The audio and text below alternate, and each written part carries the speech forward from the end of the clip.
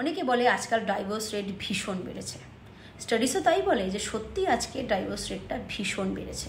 এবং এই জিনিসটা অ্যানালাইজ করতে গিয়ে প্রচুর মানুষ এটা বলে যে এর জন্য মেয়েরা দায়ী, বেশিরভাগ ক্ষেত্রে মেয়েরা দায়ী। মেয়েরা আজকাল না সহ্য করে না, ত্যাগ স্বীকার করতেই জানে না। মেয়েদের মধ্যে কোনো ধৈর্য নেই।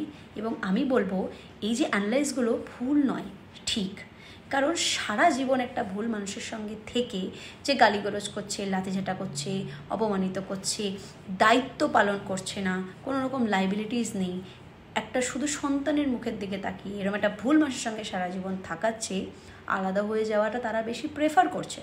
আগে মেয়েদের এডুকেশন ছিল না, ডিপেন্ডেন্সি বেশি ছিল, তাই তারা কোনো ড্রাস্টিক স্টেপ নিতে পারেনি। বাট আজ পরিস্থিতি পাল্টেছে, মেয়েরা একটু হলেও ইন্ডিপেন্ডেন্ট হয়েছে, তাই তারা এরকম ড্রাস্টিক স্টেপটা নিতে পারছে বা তারা তাদেরকে সাহায্য করছে।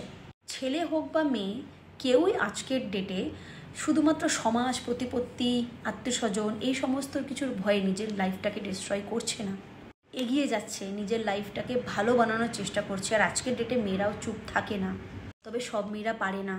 আজও প্রচুর মেয়ে বা ছেলে আছে ভুল মানুষের সঙ্গে সারা জীবন থেকে যায় শুধুমাত্র বাবা মা, সন্তান বা ইন্ডিপেন্ডেন্সির জন্য।